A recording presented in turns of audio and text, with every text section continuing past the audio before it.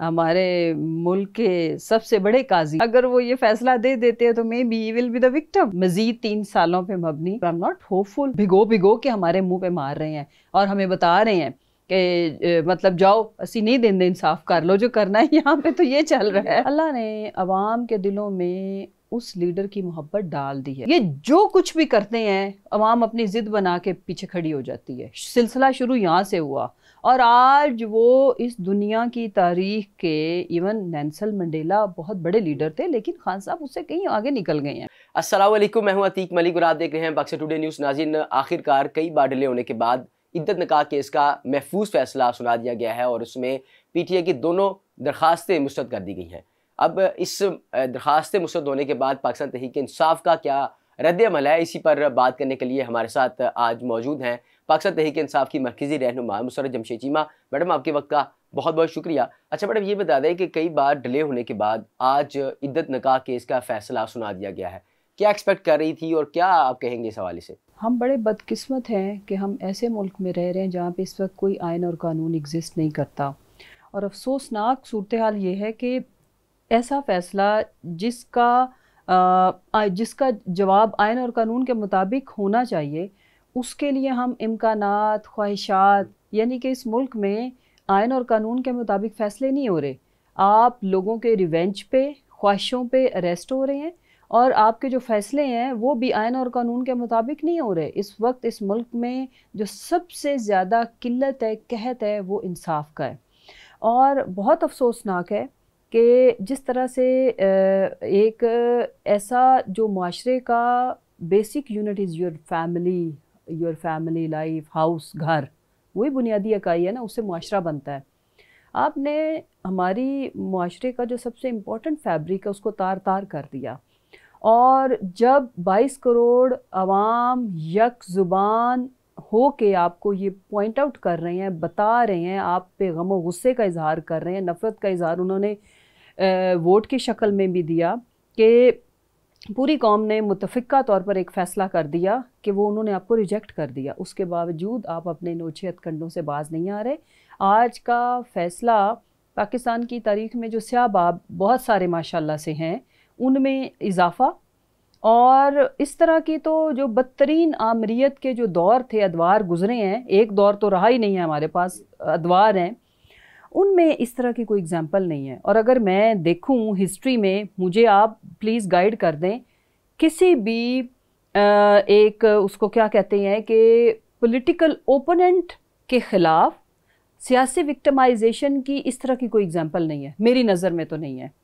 दुनिया के किसी महज़ब गैर महज़ब माशरों में ये नहीं है कि आप किसी की शादी को और निकाह को उसको आप तनसीख रियासत कर रही हो और रियासती इदारे कर रहे हो। अनफॉर्चुनेट्स वेरी, या और हमारी अदलिया उसमें इंसाफ देने में माशाल्लाह से इतनी ज़बरदस्त तरीके से नाकाम हो, तो मेरा ख्याल है पैकअप करें। और वैसे भी इसमें आप लोगों का सिक्का चल रहा है, जिसको सिक्का राइजुल वक्त, इस वक्त जो है वो जुल्म है, नाइंसाफ़ी है, तो उसको चलाएं। ये जो एक नौटंकी टोपी ड्रामा, और सबसे ज़्यादा फ़नी थिंग इज़ कि उसके ऊपर हम लोग प्रेडिक्शंस दे रहे होते हैं कि फ़ैसला क्या आएगा। आइन और कानून के मुताबिक आप 1-2 लॉ एक्सपर्ट्स को बुलाते हैं महज़ब माशरों में, वो बता देते हैं जी इसमें ये चीज़ें हैं, या वो केस का फ़ैसला अगेंस्ट होता है या किसी को इंसाफ मिल जाता है। और यहाँ पे इंसाफ मिलने को माशाल्लाह से जो आज की जो PDM है, जो फॉर्म 47 की पैदावार है, वो कहते हैं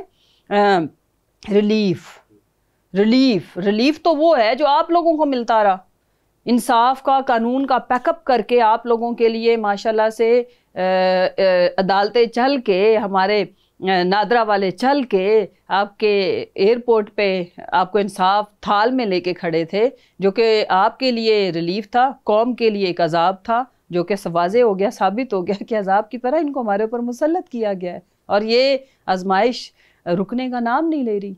अच्छा मैडम, ये बता दें सुप्रीम कोर्ट में मखसूस नशिस्तों का भी केस चल रहा है, तो उस फैसले पर क्या आपकी तवक्कुआत है? देखिए, अभी तक जो इनका ट्रैक रिकॉर्ड है, तो फैसले तो ख्वाहिशों पे मबनी आ रहे हैं, और जिस तरह से माशाल्लाह से हमारे मुल्क के सबसे बड़े काजी जितनी शिद्दत के साथ। और एक्चुअली देखो, पहले तो इस तरह के फैसले दूसरों को फेवर्स देने के लिए किए जाते थे, तो इसमें तो डायरेक्ट अगर वो ये फैसला दे देते हैं तो may be will be the victim, you know, जो उन्होंने अपने लिए अपना एक फ्यूचर प्लान किया हुआ है मज़ीद 3 सालों पे मबनी। तो मैं तो कोई ज़्यादा इनका ट्रैक रिकॉर्ड देखते हुए आई एम नॉट होपफुल, क्योंकि देखो मतलब शेमलेस किस्म के, मज़ाहिका खेज़ किस्म के जो आज का फैसला है, मज़ाहिका खेज़ नहीं है तो क्या है, तमाचा है ना 25 करोड़ आवाम के मुंह के ऊपर, भिगो भिगो के हमारे मुंह पे मार रहे हैं और हमें बता रहे हैं कि मतलब जाओ असी नहीं देंगे, इंसाफ कर लो जो करना है। यहाँ पे तो ये चल रहा है। हाँ, दोनों मुस्तरद कर दी हैं। इज़्ज़त और ज़िल्लत सिर्फ अल्लाह के हाथ में है। अल्लाह ने अवाम के दिलों में उस लीडर की मोहब्बत डाल दी है और उसके पीछे उस बंदे की 70 साला ज़िंदगी है, ठीक है, जो खुली किताब की तरह है। जो कुछ है वो ब्लैक एंड वाइट में खान साहब का मौजूद है। जिसको ये कभी उनकी जवानी के किस्से ले के आते हैं वो तो ऑलरेडी पब्लिश्ड हैं, वो तो ऑलरेडी पब्लिक हुए हैं, ठीक है। इस पर कई किताबें लिखी गई। आपके मुंह पे लोग तमाचा मारते हैं, आपने अवाम को उनकी ज़िद बना दिया है खुद की। यानी कि अब देखो, मैं आपको एक बात बताऊं, इंटरेस्टिंग चीज़ बताऊं, मैं सारा वक्त हम फ्री है तो यही सोच रहे होते हैं। इस वाला जो दौर है इसकी इंटरेस्टिंग चीज़ ये जो किसी को समझ नहीं आ रही, जितना जल्दी जो समझेगा अपने लिए बेइज्जती समेटना वो बंद कर देगा। इसमें स्टेक होल्डर्स 2 हैं, ठीक है, वो खान नहीं है, वो उसके पीछे खड़ी हुई अवाम है।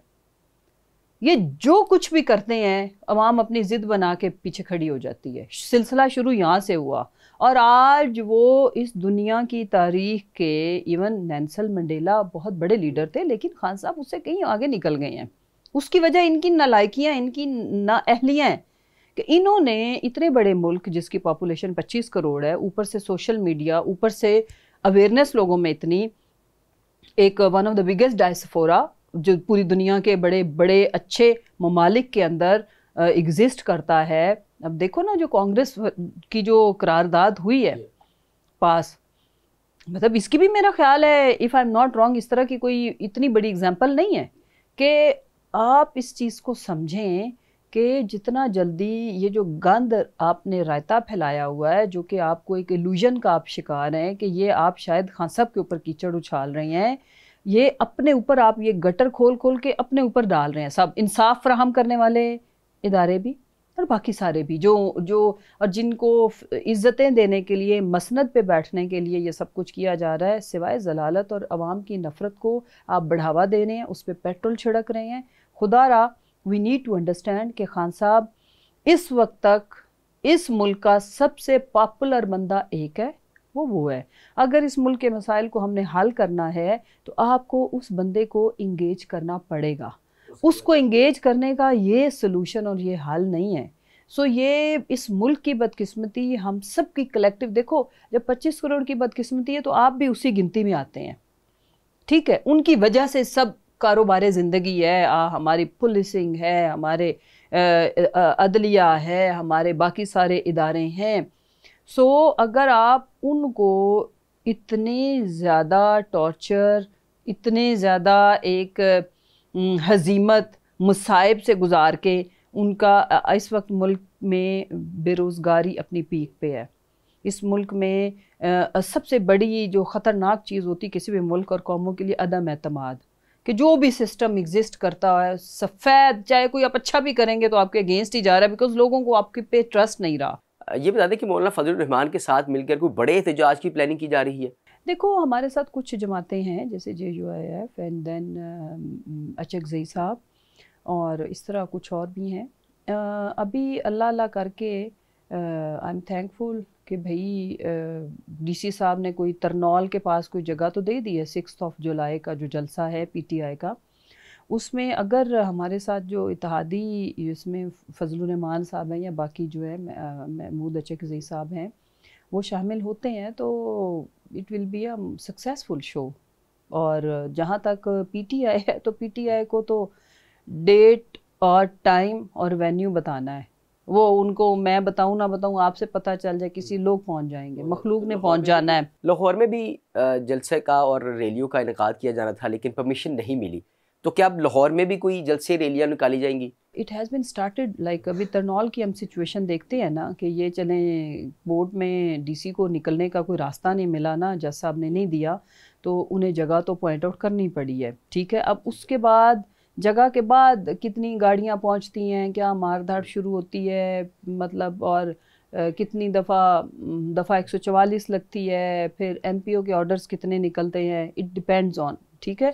उससे फिर अगर ये किसी हद तक कंट्रोल्ड एक सिचुएशन या माहौल के अंदर ये पीटीआई करने में कामयाब हो जाती है, तो फिर मेरा ख्याल है कि फिर तो ये ऑनगोइंग प्रोसेस है, बिकॉज लाहौर, पंजाब, फिर बाकी मेरा ख्याल है जगहों पे लीडरान जो एक ये एक्सक्यूज़ देते हैं कि इजाज़तनामा नहीं मिल रहा, तो उन्हें तो फिर करना पड़ेगा और करना चाहिए भी। इस्लाई साहब ने बड़ी हिम्मत का और बड़ी ताकत का मुजाहरा किया, बड़ी देर जेल में रहे। अब खबरें आ रही है कि उनकी दोबारा चोई शुजा साहब के साथ पैचअप होने जा रहा है या मुलाकातें हो रही है उनकी माजी में। देखिए, मेरा ये मानना है कि इतनी लंबी उन्होंने अभी एक तपस्या में से वो निकल के आए हैं, तो जब तक ये खुद ये चीज़ें पब्लिक नहीं हो जाती, मैं तो अंदाज़ों पे नहीं चीज़ें करती, ठीक है ना। तो गलत बात है किसी को जज करना, हम क्या सराहियाँ कर रहे हैं, तो ज़रूरत नहीं है। अगर ये चीज़ हुई तो सामने आ जाएगी। इस वक्त तक तो उन्होंने इस चीज़ की तरदीद की है। मेरा ये मानना है कि इस चीज़ के लिए I am not the right person to decide कि उनको क्या ओहदा देना, उनको क्या ओहदा देना है। The only one and only PTI जो एक हमारे क्या उसको कहें कि खान साहब, ही इज़ द पीटीआई। हम आगे सारी, अब तो वर्कर और अवाम में कोई फ़र्क रह कोई नहीं गया। अवाम की कुर्बानियाँ शायद हमारे लीडरान से ज़्यादा हों, ठीक हो गया। So PTI is the Imran Khan. Imran Khan is the one जो जिसको जो ओहदा दे लोगों को एतराज़ नहीं होता, तो वो खान साहब का प्रोरेगेटिव है। उसके लिए मुझे अपनी मेरा ख्याल ओपिनियन भी देना एक गलत बात होगी। वो जिसको जो मुनासिब समझते हैं वो पहले भी देते हैं। देखो, खान साहब की रिहाई तो बहुत पहले मुमकिन हो जानी चाहिए थी। इट्स माय ऑनेस्ट ओपिनियन, ठीक है, तज्जिया कह लें, ठीक है। देखो, ये जो 8 फरवरी का इलेक्शन था, ये रेफरेंडम था। रीज़न क्या थी? सिर्फ एक, क्या किसी ने कैंडिडेट का नाम नहीं पता। अभी बहुत सारे एमपीज़ एमएनएज़ होंगे, लोगों को नहीं पता, मुझे भी नहीं पता, आपको भी नहीं पता होगा, ठीक है। वजह क्या थी कि खान साहब की रिहाई से वो लिंक कर रहे थे। हर लोग निकले अपने तौर पर, ना कोई कैंपेन थी, ना कोई एडवर्टीज़मेंट थी। और जो आलू, कद्दू, टमाटर, जूता, चिमटा पे वोट पड़ा, वो किस लिए पड़ा? सिर्फ खान साहब की रिहाई के लिए। सो इससे कहीं ज़्यादा बेहतर स्ट्रेटजी होनी चाहिए थी, इससे कहीं ज़्यादा बेहतर कोऑर्डिनेशन होनी चाहिए थी। और ये जो पहुंच गए हैं ना आज, अवाम की कुर्बानियों के अनथक मेहनत, जो खान साहब की कुर्बानी तारीख़ में लिखा जाएगा कि इसकी कोई एग्जाम्पल नहीं है, ठीक है। कि सीधा सीधा उनके लिए तो जान की बाजी लगा के आज के दिन तक बैठे हैं। उनकी फैमिली के साथ जो कुछ हो रहा है, उनकी बहनें जो ज़िंदगी में कभी किसी ने किसी पब्लिक ऑफिस में उनको देखा जब हमारी गवर्नमेंट थी पंजाब में, या मैं हलफ देती हूँ कि मैंने उनको कभी किसी गवर्नमेंट ऑफिस में नहीं देखा, उनके किसी फैमिली मेम्बर को, ना सिर्फ बहनें, उनके किसी रिश्तेदार को, ठीक है। तो जो आज जिस तरह से उनको दर दर की हर कौन सा शहर है जहाँ पे उनके ख़िलाफ़ केसेस नहीं हैं। सो इतनी बड़ी कुर्बानी, और उसके बाद अवाम की कुर्बानी, वर्कर्स अपनी जानों से गए। मतलब मेरे मियाँ की ओपन हार्ट सर्जरी हुई है, वजह क्या है? ठीक है, हमारा क्या कसूर था? क्या हम किसी, आज भी हम क्या फ़ौज के ख़िलाफ़ हैं? हम तो अपने से ज़्यादा किसी को मुहिब्बे वतन समझते ही नहीं। हमारा एक ही सबसे बड़ा जुर्म है, उनको भी पता है कि हम उनके ख़िलाफ़ नहीं हैं, कि हम खान को सपोर्ट करते हैं। और खान को सपोर्ट करने वालों ने, खान को सपोर्ट का मतलब हम ये समझते हैं, हमारा ऑनेस्ट ओपिनियन है कि पाकिस्तान को सपोर्ट करना, क्योंकि उस बंदे का कोई ज़ाती एजेंडा कोई नहीं है। पाकिस्तान की वेल बींग से आगे कुछ भी नहीं वो बंदा सोचता, ठीक है।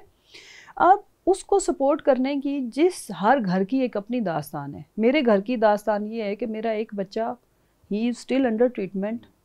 इतना खूबसूरत, इतना प्यारा बच्चा, उसको देख के जब उसकी आप मेंटल हेल्थ को जानते हैं तो रोंगटे खड़े होते हैं, लोग रोना शुरू कर देते हैं।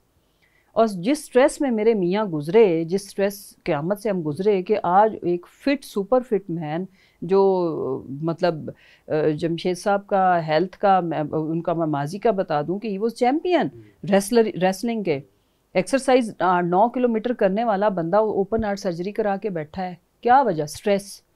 जो क़यामत ख़ेज़ हमारे ऊपर जो टाइम गुजरा, इस खान साहब को बाहर लाने के लिए एक एक घर की, एक एक वर्कर की कुर्बानी है। वो जो आज उमर चीमा को मैं रोऊं कि मैं एजाज चौधरी साहब को रोऊं, को मैं डॉक्टर यास्मीन के लिए अफसोस करूं, कि मैं आलिया हमजा और बाकी सारी जो ख़वातीन हैं, ठीक है, कि इन सब की रिहाई मकसद था।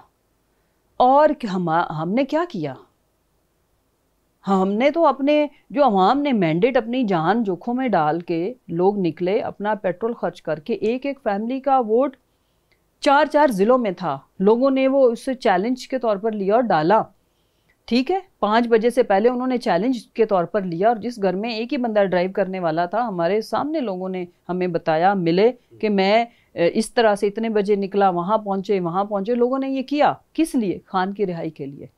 सो अभी भी जो पहुंच गए हैं, कभी कोई क्या रंग रंग की बोलियां और कोई किस तरह के राग अलापते हैं, कभी आपस में गुत्थम गुत्ता हैं, ये ओहदा नहीं मिला, कभी स्टेटमेंट्स आपस में नहीं मिलती। होश के नाखुन लें और फोकस करें खान साहब की रिहाई पे, क्योंकि अवाम को, अगर अवाम एक जो पंजाब की किसी ज़माने में सबसे popular Jamaat, one should not forget that, के PMLN थी, नवाज हारा अपनी सीट, मरियम हारी, शहबाज हारा, हमजा हारा, उस ख़ानदान को अवाम ने आपके इश्क में रिजेक्ट नहीं किया, खान की मोहब्बत में किया। तो जो अवानों में पहुँचे हैं उनको खान साहब के और लोगों के वोट को वैल्यू करना चाहिए, वरना अगली दफ़ा आपको टिकट देने पे भी लोग आपके खिलाफ खड़े होंगे, खान साहब के सामने खड़े होंगे कि इनको प्लेट में रख के सब कुछ मिल गई थी, ये पार्टी भी कुछ लोगों को माले गनीमत के तौर पर मिल गई है।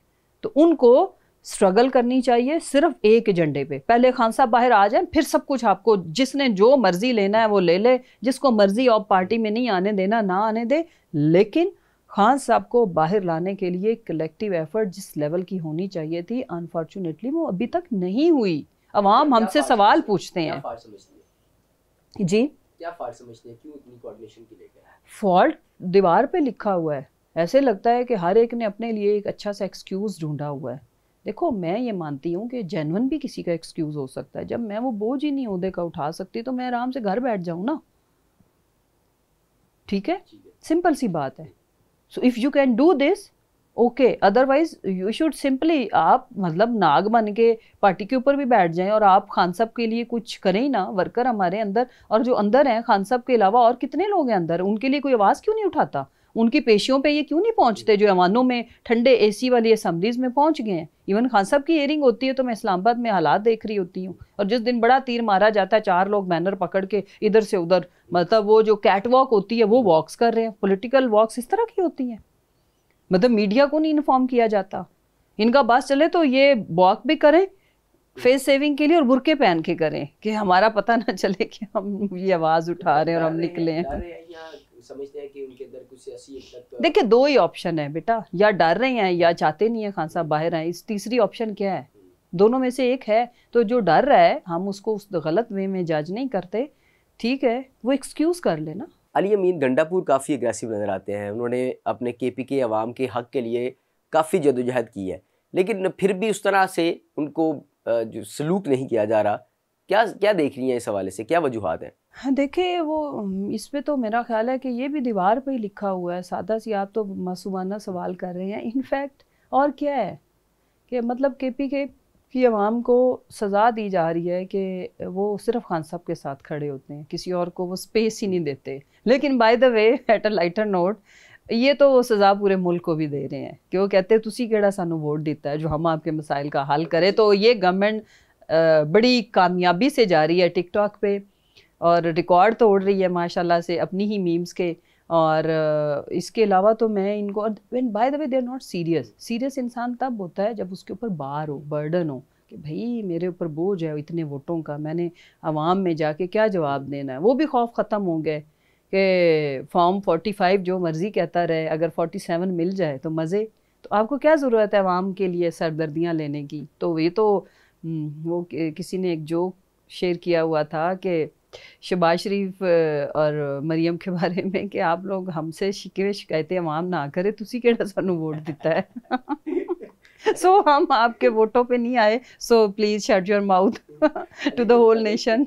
मरीम नवाज के 100 दिन पूरे हो गए हैं बतौर वज़ीर आला पंजाब, तो उनकी परफॉर्मेंस को किस तरह देखती हैं? अच्छा, सबसे इंटरेस्टिंग चीज़ ये है कि वो तो अगर अगर फ़र्ज़ करें कि मैं किसी मीडिया के किसी ओहदे पे होती तो मैं तो खुद कहती वाह वाह वाह बहुत अच्छा काम है, ज़बरदस्त, इसी तरह से जारी और सारी रखे। बात ये है कि जब कोई इतना बड़ा अहमक हो, ठीक है, जिसमें देखो होता ये है कि हर इंसान परफेक्ट नहीं, उससे गलतियाँ होती हैं। तो जब रिएक्शन आता है ना, ठीक है, यानी कि एक कलेक्टिव विजडम है ना, एक आप हो और एक आपको वॉच कर रहा है 25 करोड़ का मुल्क, ठीक है, स्मार्टफोन यूज़र है, मीडिया, सब कुछ, और अगर सबकी तरफ से आपके बारे में एक ओपिनियन आती है तो थोड़ी देर के लिए इंसान सोचता है ना कि I should rethink my strategy, policy, जो भी मैं अच्छा कर अपनी तरफ से मैंने जो भी काम इंसान करता अपने लिए ठीक समझ के करता है, but you can't challenge collective wisdom. इधर उल्टा है कि जिस चीज़ पे ज़्यादा रिएक्शन आता है अगले दिन मैडम वो करती हैं मतलब अब यूनिफॉर्म वाला जो था, अगर मैं उनकी पॉलिटिकल ओपोनेंट के तौर पर सोचूं तो मैं कहूँ सब अच्छा है, बड़ी अच्छी परफॉर्मेंस है, अगर ये इसी तरह से परफॉर्म करते रहे तो इस दफ़ा तो ये जो जिन लीडरान की ये पार्टी है वो खुद अपनी सीटों से हारे हैं, कहीं ना कहीं इक्का दुक्का इनके लोग जीते भी हैं, ये चलो 2 4 5 वोट पड़े भी हैं, माशाल्लाह से ये नेगेटिव में बैलेट बॉक्स लेके जाएगी कि लोगों ने एक तो पर्ची डाली हो इनके अगेंस्ट और एक पर्ची लानत की डाली हो कि भाई हम आपको रिजेक्ट कर रहे हैं, यानी कि 2 पर्चियां निकल रही हों, यू नो, मतलब दे आर नॉट सीरियस। और इनफैक्ट पाकिस्तान, मुझे तो लगता है कि एक ऐसा स्टेज सजाया गया है जिसमें एक कॉमेडी शो चल रहा है। और पहले एक काम था चचा भतीजी, माशाल्लाह अपने चचा के भी जब रिकॉर्ड तोड़ रही है, मतलब हम तो अभी उन्हीं चीज़ों से बोर नहीं हुए थे, वो जो पानी खड़ा करके लॉन्ग बूट्स हैं, ठीक है, तो उसके बाद अब हमने ये नज़ारे भी यूनिफॉर्म भी देखे। मैं तो हम जस्ट वेटिंग फॉर इस्लामाबाद की किसी परेड का वेट कर रही हूँ जिसमें ये भी इन्वाइटेड हो and we just want to enjoy the army uniform पहने हुए। जी तो नाज़रीन, आपने गुफ्तगू जानी मुसर्रत जमशेद चीमा साहबा की। उम्मीद है आपको ये प्रोग्राम पसंद आया होगा। आपसे मुलाकात होगी एक बार फिर एक नए प्रोग्राम के साथ। तब तक के लिए अल्लाह हाफ़िज़।